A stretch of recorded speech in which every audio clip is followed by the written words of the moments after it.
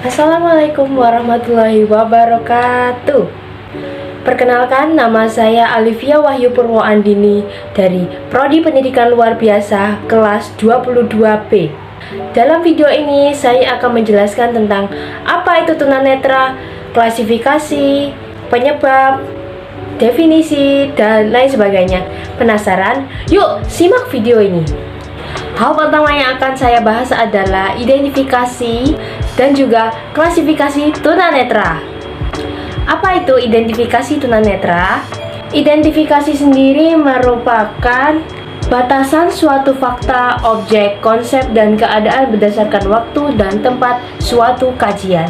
Identifikasi adalah menentukan atau menetapkan identitas seseorang. Yang ketiga adalah kriteria. Kriteria merupakan ukuran yang menjadi dasar penilaian atau penetapan sesuatu. Yang keempat adalah klasifikasi. Klasifikasi adalah pengelompokan benda berdasarkan ciri-ciri persamaan atau perbedaan. Yang kelima adalah karakteristik. Karakteristik adalah nilai-nilai yang berkembang secara teratur sehingga tingkah laku tersebut menjadi lebih konsisten dan mudah diperhatikan. Definisi tunanetra. Tunanetra berasal dari bahasa Jawa. Tuna yaitu yang artinya rugi dan netra yang artinya mata. Jadi, tunanetra adalah kerugian yang disebabkan oleh gangguan organ mata. Menurut KBBI, tunanetra yaitu rusak matanya atau luka matanya dan tidak memiliki mata, atau buta atau kurang penglihatannya. Yang ketiga adalah, menurut ahli, tunanetra adalah anak yang tidak bisa menggunakan fungsi penglihatannya secara optimal secara ringan, sedang maupun berat. Sehingga dalam proses pembelajarannya, penyandang tunanetra memerlukan layanan khusus dan mengandalkan audiktif atau yang lebih sering disebut dengan indera pendengaran. Yang selanjutnya adalah identifikasi. Dilihat berdasarkan anatomis fisiologis, yaitu adalah anatomi mata rusak sehingga terganggunya fungsi penglihatan dibagi menjadi dua, yaitu secara medis dan secara estetik optometris. Yang pertama kita akan membahas secara medis. Secara medis, ketunanetraannya dikaitkan dengan penyakit dan anatomi fungsinya sehingga perlu pengobatan karena perlu koreksi dari dokter. Yang kedua adalah estetik optometris atau EO. Ketunanetraan karena mata mengalami kerusakan sehingga terlihat jelek sehingga perlu diberi alat bantu visual. Yang ketiga kita akan membahas klasifikasi. Sedangkan klasifikasinya ketunanetraan dibagi menjadi 5. Yang pertama adalah kelompok dengan penglihatan agak normal tetapi membutuhkan koreksi lensa dan alat bantu membaca. Yang kedua adalah kelompok dengan ketajaman penglihatannya kurang atau sedang yang memerlukan pencahayaan sehingga memerlukan pencahayaan yang cukup dan alat bantu membaca. Yang ketiga adalah kelompok yang memiliki penglihatan pusat rendah dan memiliki ketidakmampuan memperoleh pengalaman akibat memiliki kerusakan penglihatan atau lantang pandang sedang. Kelompok yang keempat adalah kelompok yang memiliki fungsi penglihatan buruk atau yang lebih sering disebut dengan lantang pandang rendah dan perlu alat bantu membaca. Yang terakhir adalah kelompok yang termasuk buta total. Aku yakin kalian sering juga melihat ada beberapa orang yang memang buta total sehingga memerlukan alat bantu seperti menggunakan tongkat dan lain sebagainya. Yang selanjutnya ada kriteria. Tunanetra sendiri dibagi menjadi 4 bagian. Yang pertama adalah kemampuan melihat. Yang kedua adalah kemampuan persepsi cahaya. Yang ketiga adalah kemampuan melihat ketajaman penglihatan visus melalui Snell test. Dan 4, saat terjadinya ketunanetraan. Kemampuan melihat dibagi menjadi 2, yaitu ada total buta atau buta penuh, full blind yang sama sekali tidak bisa melihat, entah itu terang ataupun gelap. Jadi semua pandangannya terlihat sangat gelap, yaitu disebut dengan buta total. Yang kedua, memiliki sisa penglihatan residual vision, atau yang lebih sering kita sebut dengan low vision. Mereka masih bisa melihat tapi dengan jarak yang sangat dekat, harus melihat, tidak bisa melihat dengan jarak jauh sehingga masih membutuhkan bantuan dengan alat-alat juga. Mereka masih bisa melihat terang dan gelap. Low vision sendiri dibagi menjadi 5 bagian. Yang pertama ada light perception, yang artinya gelap terang. Yang kedua adalah light projection, perubahan cahaya dan arah sumber cahaya.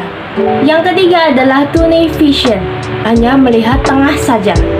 Yang keempat ada peripheral vision, atau penglihatan samping, sehingga penglihatannya sangat rendah, hanya bisa melihat bagian samping kiri saja, samping kiri. Yang kelima adalah penglihatan bercak, ada bagian tentu yang tidak terlihat. Jadi misalnya di sebelah sini, ada di sebelah sini yang terlihat, atau di sebelah sini, atau di sebelah sini, bagian manapun yang terlihat seperti bercak. Ada juga pembagian berdasarkan persepsi cahaya. Kemampuan ini juga dibagi menjadi 3, yaitu 1. Tidak ada persepsi, atau dalam bahasa Inggris disebut dengan no light perception, buta total atau penuh. Yang kedua adalah memiliki persepsi cahaya, bisa melihat bentuk tapi tidak bisa membedakan laki-laki dan wanita. Yang ketiga adalah mampu memproyeksi cahaya, light projection. Mereka mengetahui dan mampu menunjuk arah dan mampu melihat jari. Ada juga dibagi berdasarkan ketajaman penglihatan. Ketajaman penglihatan dibagi menjadi 1, 20 atau 20 feet atau 20 kaki sampai 20 per 50 kaki atau 6 per 6 meter atau 6 per 25 meter. Tergolong ringan dan dapat melihat. Bisa menggunakan alat bantu penglihatan seperti kacamata contohnya. Yang kita akan bahas selanjutnya adalah ruang lingkup tunanetra dan penyebab terjadinya anak tunanetra. Pasti banyak dari kalian bertanya-tanya, apa sih faktor penyebab anak menjadi tunanetra? Langsung kita bahas. Menurut para ahli atau beberapa penelitian para ahli yang terbaru, dari segi medis, secara legal, seseorang dikatakan buta apabila ketajaman penglihatan 20 per 200 atau kurang pada maka yang terbaik. Dari segi medis, secara legal, seseorang dikatakan buta apabila ketajaman penglihatan 20 per 200 atau kurang pada mata yang terbaik setelah dikoreksi atau lantang pandangannya tidak lebih besar dari 20 derajat. Dari segi pendidikan, seseorang dikatakan buta secara fungsional apabila saluran utama yang dipergunakan dalam belajar adalah perban atau pendengaran. Yang selanjutnya adalah konsep dasar anak dalam gangguan penglihatan.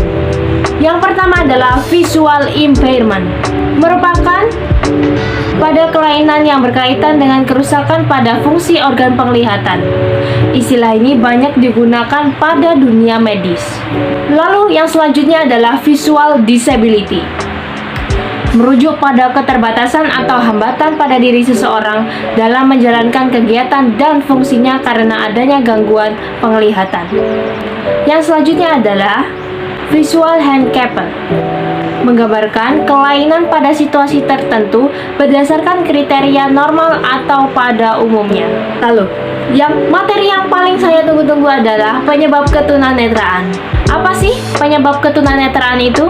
Kita sudah membahas di awal materi. Ada 3 penyebab, yaitu postnatal, prenatal, dan natal. Yang pertama adalah saat prenatal atau sebelum kelahiran.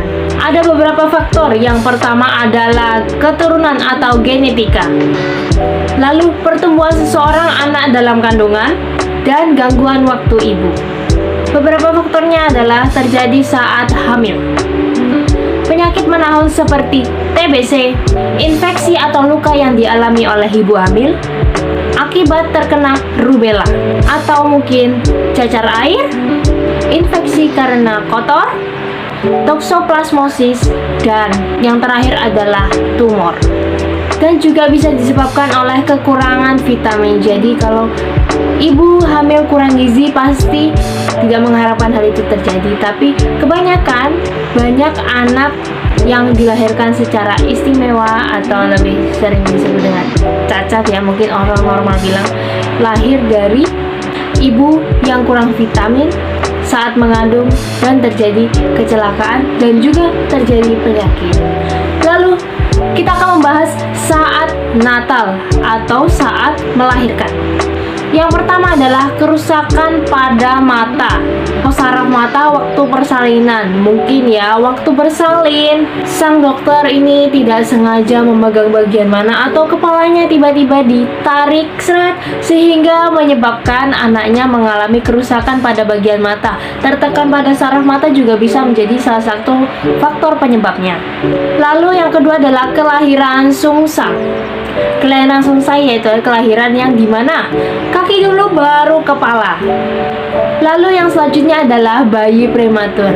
Bayi prematur adalah bayi yang lahirnya sebelum waktunya. Jadi sebelum 9 bulan mereka sudah lahir duluan, dan hal itu menyebabkan adanya sedikit kelainan pada bayi prematur. Banyak juga bayi prematur yang terlahir sempurna, terlihat seperti anak normal seperti saya ini, dan juga ada beberapa anak prematur yang tidak seperti itu. Lalu bayi postmatur. Postmatur adalah bayi yang lahirnya lebih lama dari waktu yang ditentukan. Jadi kalau lahirnya sebelum waktunya dan melebihi waktunya itu juga tidak baik. Itu bisa menjadi salah satu faktor penyebab anak mengalami ketunanetraan. Yang selanjutnya adalah kekurangan oksigen. Yang keenam, proses kelahiran yang membutuhkan waktu yang sangat lama, dan tulang ibu yang tidak proporsional atau disproporsi cephalopelvic. Yang ketiga adalah postnatal atau setelah kelahiran, setelah persalinan, setelah kelahiran, sama saja. Postnatal mengalami penyakit mata yang menyebabkan ketunanetraan atau xerophthalma, trakoma, katarak. Postnatal merupakan masa setelah persalinan. Tunanetra bisa terjadi pada masa ini. Yang pertama adalah kerusakan mata atau saraf mata waktu persalinan akibat benturan alat-alat atau benda keras, misalnya seperti alat-alat operasi saat persalinan.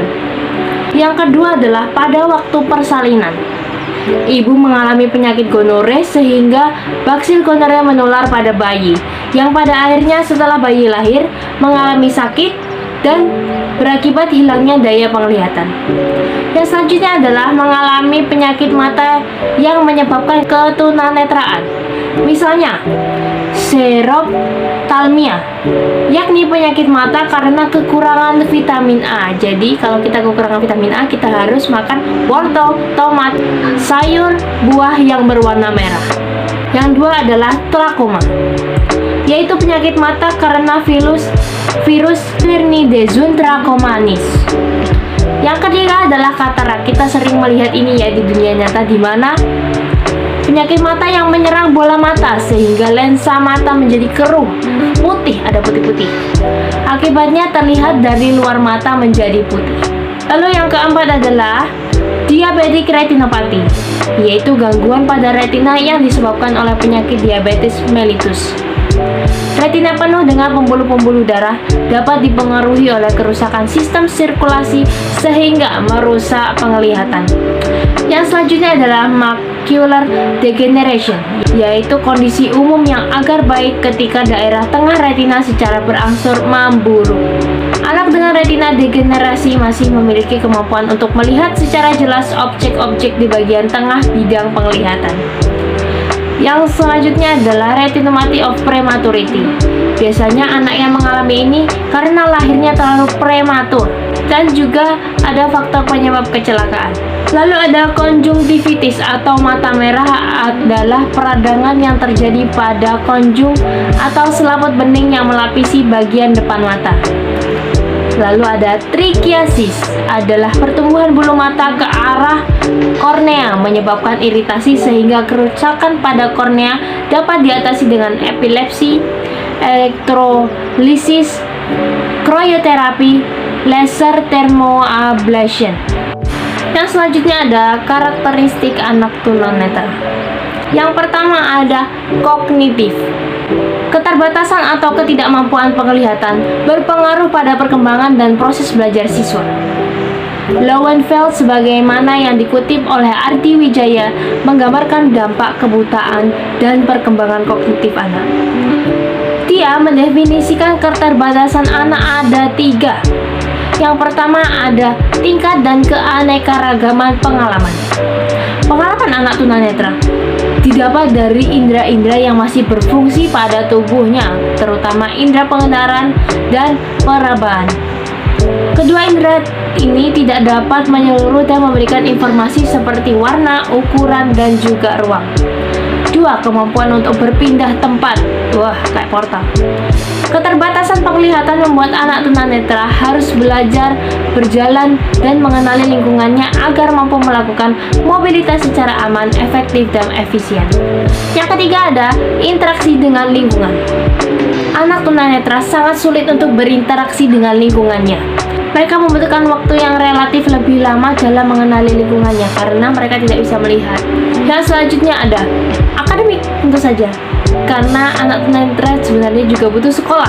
Kemampuan akademik anak tunanetra secara umum itu sama karena mereka cuma kurang pada penglihatannya saja. Tapi kemampuan otaknya sama dengan kita yang orang normal. Yang berpengaruh pada keterampilan membaca dan menulis untuk memenuhi kebutuhan mereka menggunakan media dan alat yang sesuai. Anak dengan tunanetra total dapat membaca dan menulis dengan huruf Braille. Sedangkan anak low vision menggunakan huruf cetak dengan ukuran yang besar. Yang terakhir ada fisik. Keadaan fisik anak tunanetra yang sangat mencolok yaitu kelainan pada organ mata. Terdapat beberapa gejala tunanetra, yaitu mata juling, sering berkedip, menyipitkan mata, kelopak mata merah, dan gerakan mata yang tidak beraturan. Yang keempat ada motorik. Hilangnya kemampuan penglihatan tidak memberi pengaruh besar pada keadaan motorik anak. Anak cuma membutuhkan belajar dan waktu yang sedikit lebih lama untuk melakukan mobilitas. Perilaku. Secara tidak langsung, kondisi anak tunanetra menimbulkan masalah perilaku kesehariannya. Wujud perilaku tersebut dapat berupa menggosok mata secara berlebihan, menutup atau melindungi mata sebelah, memiringkan kepala atau menjondokkan kepala ke depan, kayak gini. Lalu ada pribadi dan sosial. Anak tunanetra itu sulit kalau mengamati dan menirukan perilaku sosial dengan benar. Mereka itu butuh latihan ya dalam pengembangan persahabatan dengan sekitar, menjaga kontak mata atau orientasi wajah. Sementara karakteristik sosial yang umum terlihat pada anak tunanetra yaitu hambatan kepribadian seperti curiga, mudah tersinggung, dan ketergantungan yang besar pada orang sekelilingnya. Lalu yang selanjutnya adalah media pembelajaran anak tunanetra.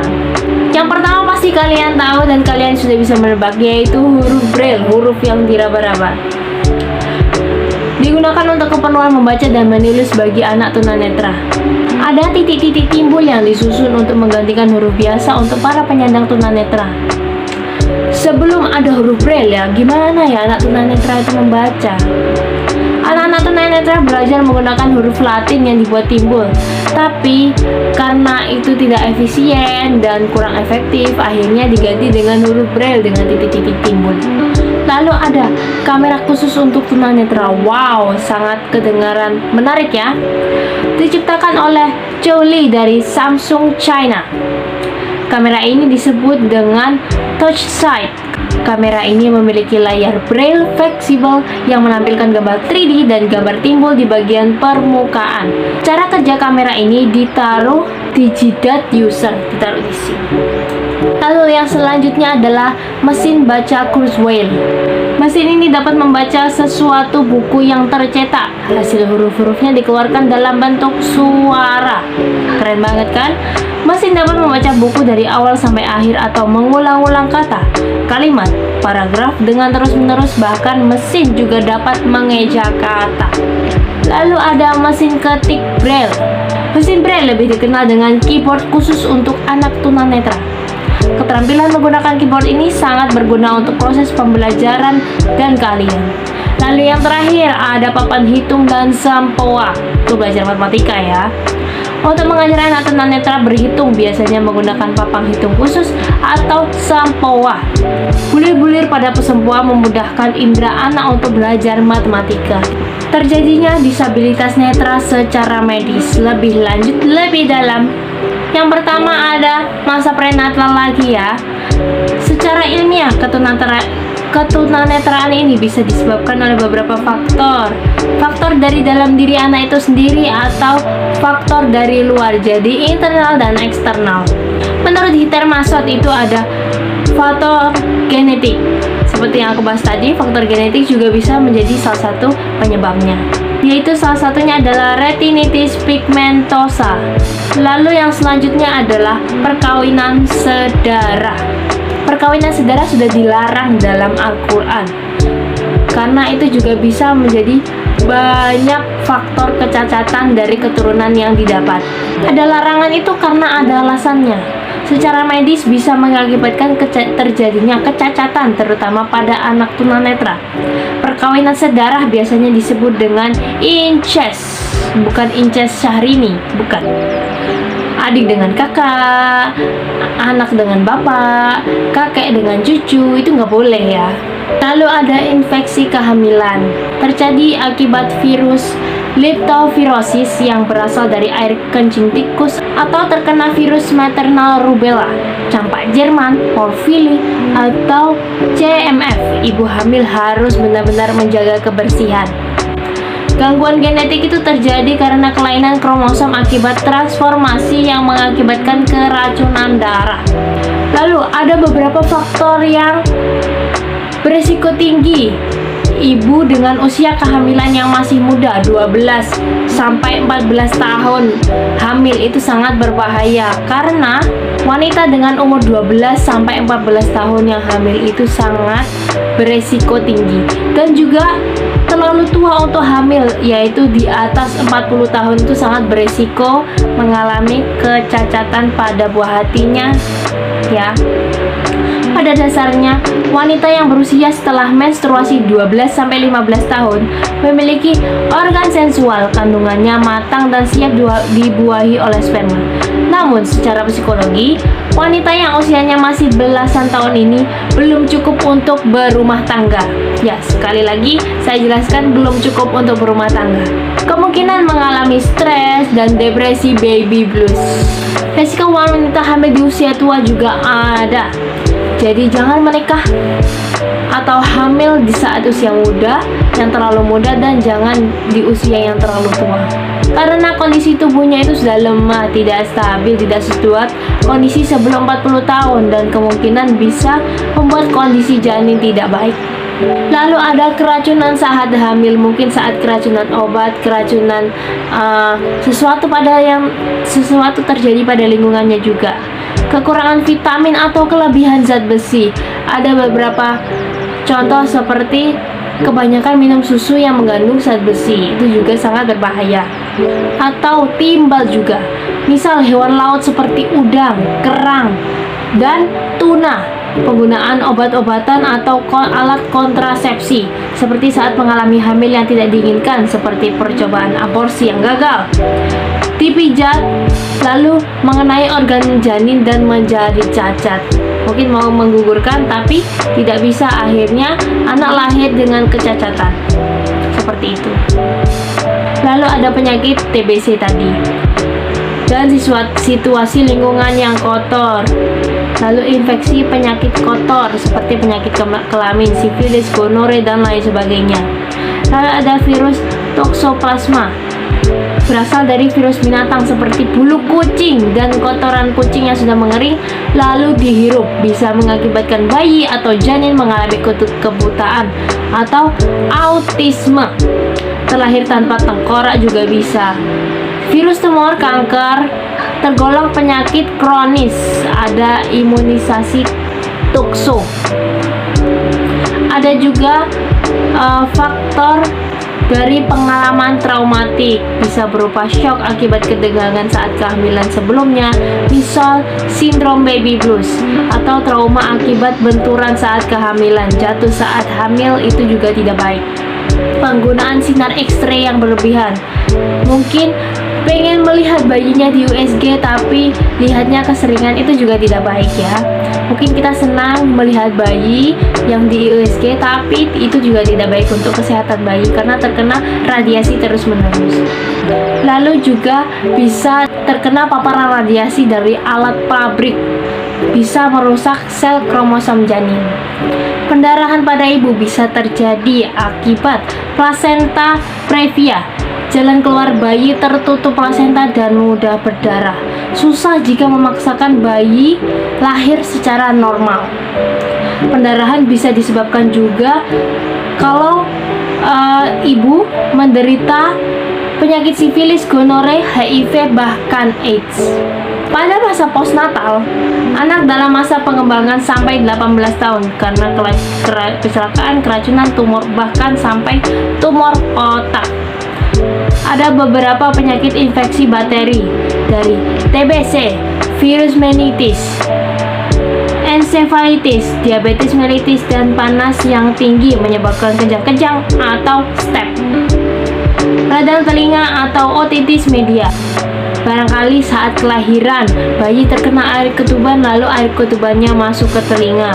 Jadi bisa menyebabkan tuli. Lalu radang telinga dan malaria tropicano. Menjaga bayi dari kontaminasi banyak orang.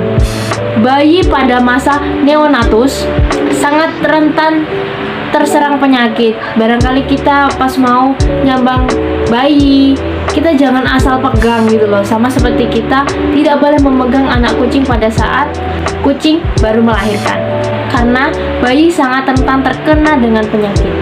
Penyakit di atas adalah penyakit kronis yang bisa disembuhkan. Jika bayi terkena, sangat riskan bisa menyebabkan komplikasi di usia keemasan anak, akan berdampak pada kebutaan karena berkembang pesat otak anak.